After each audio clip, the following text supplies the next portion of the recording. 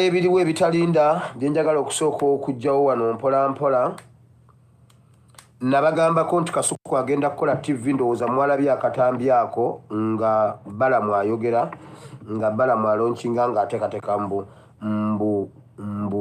Kasuku agenda kukola TV eri ku mutendera gwa Sky News, simanyi Sky whatever.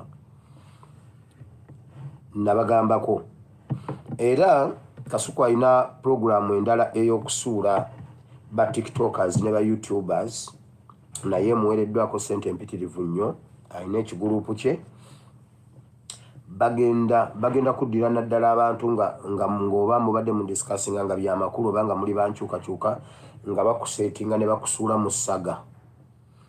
Either ne bakuggyako ssente nnyingi nnyo baleme kwogerako, oba bagenda kutandika ekintu ekirimu blackmail nga baku blackmailinga. So weewale nnyo abantu mwenna ab'enkyukakyuka oba abalina substance mu bintu ebyokwogera ku media, mwewale nnyo ensonga z'omukwano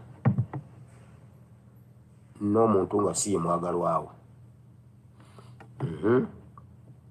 Mwewale nnyo ekintu ekisobola obbaswaza. Bagenda balyako essente, bagenda ba blackmailinga, bagenda basuula. Mbabuulidde. Kasuku TV temugirinda na kugirinda. Don't subscribe, don't follow.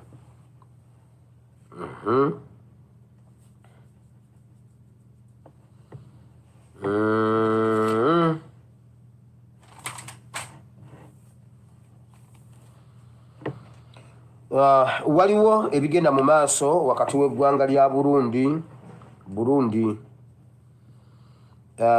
Kagame mutabani wa Museveni ne Sali Musale balowooza okuba nga His Excellency bwe yatambula yafulumira mu ggwanga lya Burundi, engeri President gyagambye nti yatambula ensi eziwera gye yalinnyira ennyonyi. Bawanuuza nti nno Ssekabaka Muteesa bwe yatoloka mu Uganda, ennyonyi yagirinnyira mu ggwanga lya Burundi, okutoloka mu ggwanga Uganda okuyingira eggwanga lya Bungereza. Ebimu ku ebyo n'olwa M23 okubanga ebulwoddwako amaanyi ag'ebyobufuzi weesimba, kubanga ebadde esimbye mu ssaza lya North Kivu okubanga batandikirawo okufuna political muscles. Abantu bano kibaleetedde okulumba Burundi, baagala kuteekayo omukulembeze wa M23 eyasigalawo asikire eggwanga lya Burundi, afuge Burundi. Era omuliro mwagulabye gwayasa ekiro, tubirobyeko ku mmeeza zaabwe awo, naye tetunaba bimalayo nnyo kugenda wala, naye tugenda bibaleetera. Era President wa Burundi agenda kusibibwa. Abadde President wa Burundi bagenda muleeta mu fridge e Kasenyi.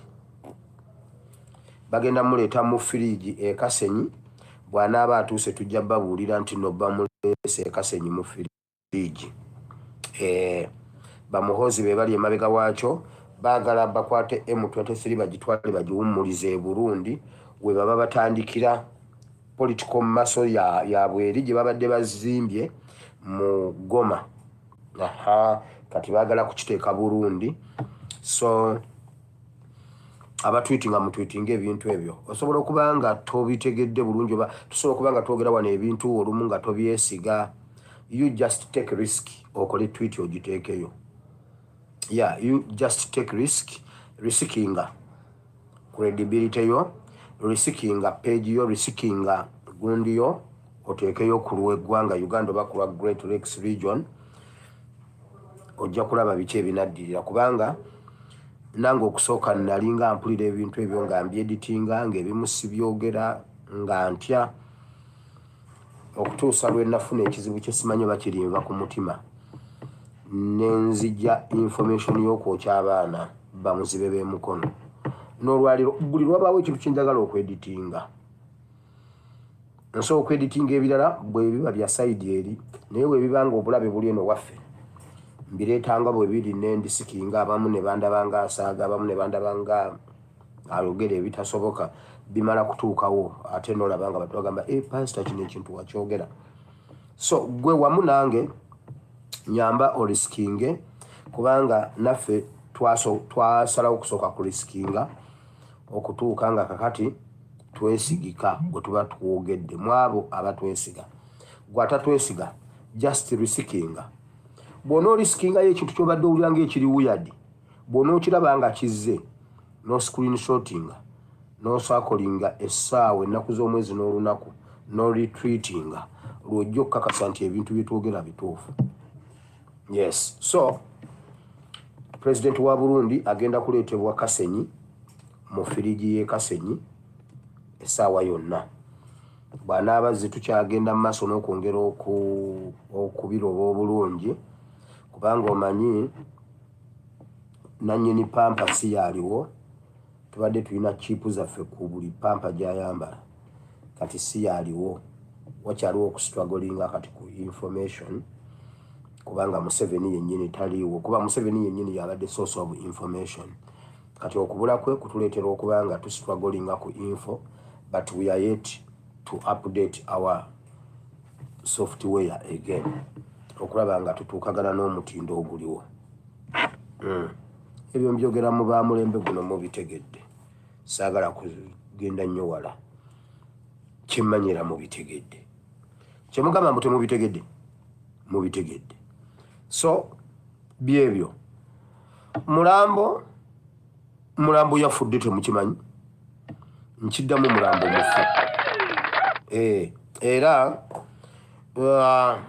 mulambo bw'atwalibwa waliwo okumurijectinga mu nsi ez'enjawulo, era kyaleetera okusayininga amangu Pastor Robert Kayanja okudduka agenda ayingire USA, agende asinkane omukyala gwe bayita Paula White. Paula White ne bamwegayirira nnyo, Kayanja ye yakikulembera okulaba nga bafuna we bateeka mulambo, naye wonna we baali bamututte mulambo baagaana. Waliwo resistance nga y'amaanyi era order from above okufuna we bateeka mulambo okusinziira ku bitambula munda. Robert Kayanja ye yagenze n'agenda n'ayogera ne Paula White.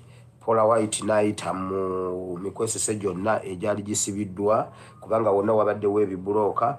Paula White ye yagezezaako okuyungulula ebiyungo byonna ebibadde bisibiddwa ku nsonga eyo yokka, si ku nsonga endala zonna. So Paula White ne Kayanja be baafunye, otherwise mulambo senga ndowooza yakomyewo dda. Ekyokumubika bagenda kulwawo okukikola kubanga batya mbu kisobola okutaataaganya okwewamba oba okulayira ku bintu bibiri. Bwe baba beewambye oba nga balayidde, naye ate ne gwe babadde basibiddeko okulayira ababaddeko ekiro be basoose okufuna breaking news eyo. Ne Museveni yennyini mulwadde abadde akyalina ekizimba mu Nkwawa nga kimufuukidde ekizimba mu Nkwawa ate n'azimba olubuto. Museveni azimba olubuto ab'ekiro, waliwo ebigambo ebyogerwa ekiro nga tebyogerwa misana. Ab'ekiro bo bafunye fuulugundi kuba enjuba ekyaliyo, juba ng'ekyayaga. Ebyo essaawa zino bannange. Leero lwakumeka abaana bali ku ssomero, abaana baliwo. Leero good Thursday, good Wednesday. Abaana basoma ku good Wednesday, ffe twasomanga. New curriculum egamba etya. Naye nga ye Museveni okusinziira ku kiriwo eddwaliro amasannyalaze tegannaba kudda. Mbwazimbye olubuto akuba omukka n'amasannyalaze ne gavaako. Ati oba gaakomyewo nange simanyi. Azimbye olubuto ate no tuve mu bintu by'okusaaga. Museveni azimbye olubuto, alina ekizimba mu Nkwawa, naye katumusabire, otherwise twagala afuwe. Bw'abaawo ekintu kyonna ekikwata ku funeral service ku mirambo egy'ebiri, chairman Wendi temumpisaako ssente. Naye nga Kayanja ye yakoze nnyo okulaba nga bafuna we bakutereka omulambo gwa Janet gusobole okutambulako ebbanga nga bagukuumye bulungi nga tegusogonyose bamale okustabilizinga embeera y'ebyobufuzi. Naye kinneewuunyisa mu Uganda, bannayuganda abamu tebamanyi embeera y'ebyobufuzi eri waka. Era waliwo oli akulaga nti embeera erino nga tamanyi na biri ku nsi. Yakeera ku makya kunoonya mimmonde, simanyi n'afumba neyeebaka. Naye mumanyi ekiri e Uganda. So Kayanja ye yakoze ennyo kubanga ali connected mu basiyazi. Ali connected mu basiyazi okwetoloola ensi yonna. Be baguddewo eggwanika erisobola okutereka omulambo ebbanga eryo mpaka mbu nga bamaze okulayira oba okwewamba. Kati mulambo omusajja alina ebintu ebimuluma biringa biibyo. Okufa kwa mukazi we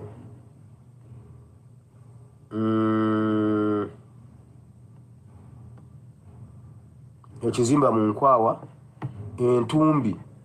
Waliwo ekintu kye nali ngenda okwogera. Waliwo olunaku mujjukira Museveni olunaku lwe yagenze e Kenya. Lwe yagenze Kenya bagenze okugulawo East African Standard Gauge Railway simanyi biki.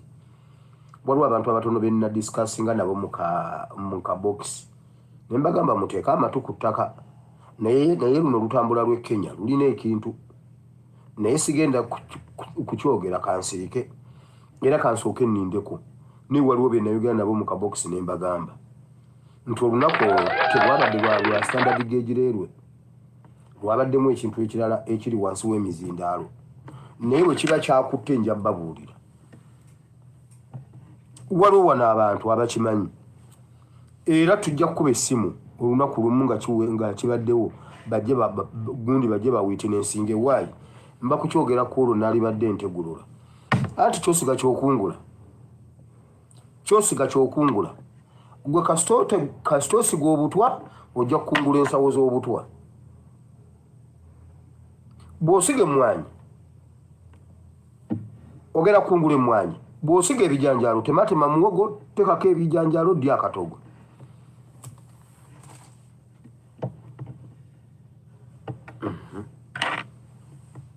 Waliwo wano abantu abawera 7 bennayuganda nabo ku nsonga eyo.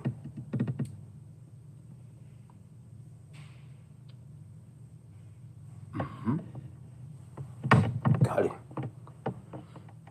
ba witness we bali kansooka ensirike piga mu Somaali. Nagamba ekyo kankireke. Abantu bajja gamba wulira kati kiwayogera omusajja ne yejjanjaba. Kati akabuto kapiipye ayina ekkundi osobola okugamba ayina olubuto. Anti omanyi omukyala omukwata bulungi paka ng'ekkundi livuddeyo. Abasajja omukyala omukwata bulungi paka ng'ekkundi livuddeyo bwe limala okuvayo. Naddala abo basire queen abatayagala kuzaala. Mukwate bulungi ekkundi lisooke liveeyo. Bwe liba terinavayo wallahi asobola oddujjamu. Bwe fukamira weegayirire esirika piga mu Somaali ekkundi bwe limala ovayo aba takyalujjamu. Okuggyako nga yagala kufa nalwo.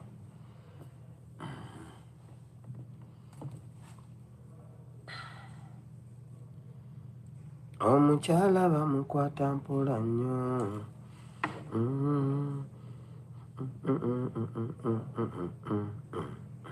Mpola nnyo.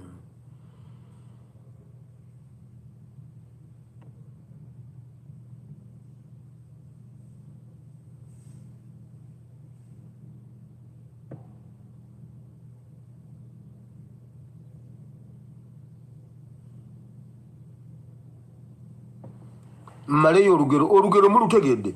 Bw'osiga obutwa oli obutwa. Simple. Ate kiki ekirala awo kisingako awo? Ate obuwa banno gwe n'otabulya.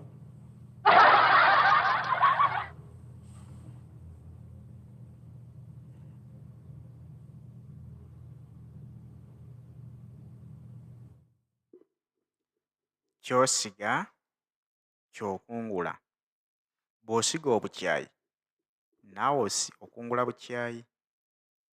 Ababadde bagaba obutwa mu ggwanga erya Uganda nga bo balowooza nti tebakwatibwako. Era basse bannayuganda nkuyanja nga ne bw'owulirira bino bangi bakyali mu bifo byabwe baweereza naye ng'ekyamazima batambula n'obutwa mu mubiri. Abamu ku bo baakimanya naye baggyibwako paasipooti zaabwe kuba tebakkirizibwa kufuluma kugenda kwejjanjabisa. Balinda bumale bagonza. Nga n'abandi tebannaba na kitegeera wabula bawulira banafuwa mu mubiri. Beebuuza nti oba nafunyeemu luumaleeriya? Nga mpulira omubiri gutandise okunafuwanafuwa bye sitegeera. Naye ate bw'agenda ewa dokita omukyekingako, dokita amugamba tolina maleeriya. Kirabika weetaaga kuwummula kimala engeri gy'okola ennyo. Baligenda okujjukira okwebikka, bambi ng'obudde bukedde. Balowooza okufuluma eggwanga nti babajjanjabe, bambi nga bakabatema nti bwasensera dda omubiri. Naye amawulire ag'essanyu nti n'omuwabutwa abadde abugabira banne, w'owulirira bino yamaze dda okubulya, bagezaako okumujjanjaba tebukyasobola kuggwaamu mu mubiri, kubanga ate ye tebaamuwa bwa myezi, baamuwa bwa wiiki. Yagenze okkiwulira nti wama bumusensedde omubiri, ng'era atandise okunafuwa. Essaawa zino waliwo akasiriikiriro sayidi eyo, kubanga waliwo agabungeesebwa nti ye omukyala kaaweddemu dda era yakutuse. Kati bw'agatta puleesha y'omukyala okumufaako, n'agatta obulamu bwe bw'abulaba bwe buli, n'alaba nga gavumenti emuva mu myagaanya gy'engalo egenda, n'amanya nti omwana gwe yateekateeka okukwata ekintu nga ye avuddewo, naye mutwe mukalu talina ky'asobola, ate muganda we yandikikutte abadde amufugirako eggwanga lino, abantu tebasobola kumwagala lwa nsonga emu, baamumanyiirira eri mu ggaba ssente, naye si muganzi mu bantu ba wansi. Abamumanyi be banene abatera okulya ku ssente ze, bayita n'abakuŋŋaanya eggulu n'abookyayo. Kati beebuuza nti ani agenda okkikwata? Ye omukulu yeeraliikiridde ku baana be na bazzukulu, ye agamba obulamu takyetaaga nnyo kiri awo kuba emyaka gy'alidde agiridde. Naye yeebuuza nti abantu bange ngenda baleka mu Uganda efaanana etya? Agakolobero ge nkoze bannayuganda banaakkiriza abantu bange okubabeeramu? Gwe munnayuganda ayongera okusaba, saba nnyo, kubanga ssaawa yonna ekintu kijja mu mikono gyaffe nga tetulwanye. Tetuyiye musaayi gwa muntu n'omu. Bo bayiye omusaayi okusobola okwenywereza mu bifo n'okubeerawo kwabwe. Naye ate ffe abadde Katonda gwe tubadde tusinza, nga tugamba nti Mukama asale omusango ogw'ensonga, buli muntu amusasuze ekyo ky'abadde akola banne. Ky'obadde okola bannayuganda, ky'aba akusasula. Gwe abakoze obulungi osasulwe bulungi, naawe abakoze obubi sasulwa bubi, kubanga ky'osiga ate ky'okungula.